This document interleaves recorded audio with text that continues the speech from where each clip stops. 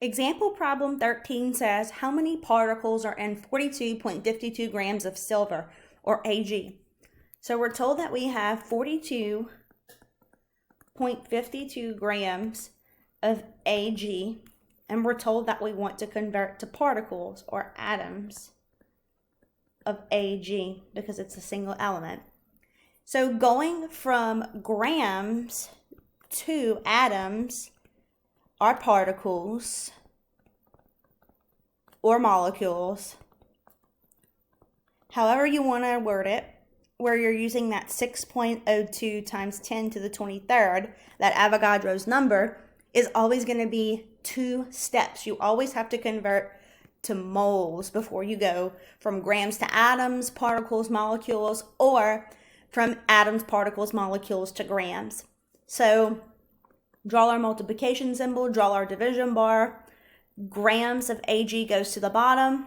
Moles of Ag goes to the top as our intermediate. And then again, moles goes to the bottom. And we can finally convert to atoms of Ag. So in 1 mole of Ag, we'll have to go to the periodic table of elements to find the amount of grams. It's element number 47, and there is 107.9 grams in 1 mole.